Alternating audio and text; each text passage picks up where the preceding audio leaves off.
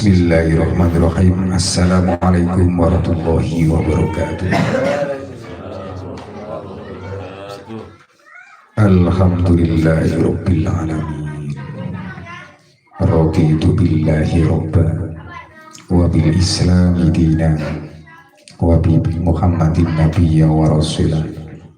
Rabbi zidni ilman nafi'an warzuqni fahma waj'alni min ibadika sholihin. Allahumma sholli ala sayyidina Muhammad wa ala ali sayyidina Muhammad. Para jamaah semuanya dirahmati oleh Allah, saya bacakan sebuah ayat di dalam Al-Quran.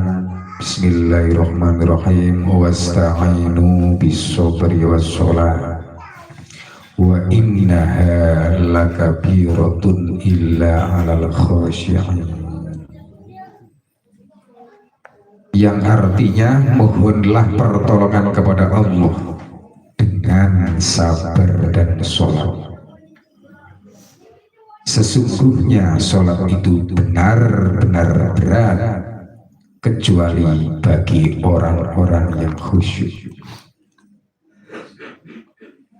Di minggu kemarin sudah diterangkan bahwa makna sabar adalah tidak menuruti segala hawa keinginan di dalam diri.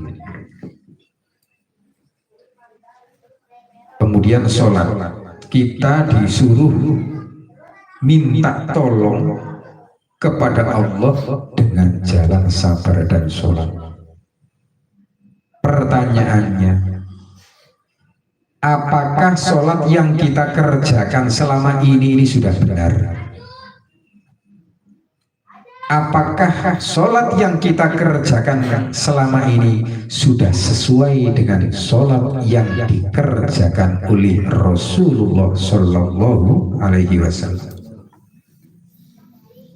Apa ada yang tahu kira-kira bagaimana Rasulullah menjalankan sholat selama ini? Apakah cukup dengan diawali dengan takbiratul ihram, diakhiri dengan salam? Mungkin selama ini kita sudah menjalankan yang namanya sholat. Namun apakah sholat kita sudah benar? Nah, para jamaah semuanya yang dirahmati Allah, malam ini kita semuanya introspeksi diri. Kita kaji lagi, kira-kira sholat yang kita kerjakan sudah benar atau belum. Ternyata makna sholat yang sebenarnya adalah menghadapkan seluruh jasmani dan rohani kita kepada Allah Subhanahu wa Ta'ala. Hati kita hadapkan, jasad kita hadapkan kepada Allah. Inilah sholat. Gerakan tidak menjamin bahwa hatinya menghadap kepada Allah. Walaupun kita sudah menghadap ke barat, ke arah kiblat secara ilmu syariat, belum tentu hatinya menghadap kepada Allah. Kenapa dikatakan belum tentu menghadap kepada Allah hatinya? Coba kita renungkan. Selama ini hati kita bersandar, bermohon kepada siapa? Kadang-kadang kita bersandar dan bermohon kepada manusia. Yang kita andalkan adalah manusia. Yang kita jadikan sandaran di dalam hati adalah manusia.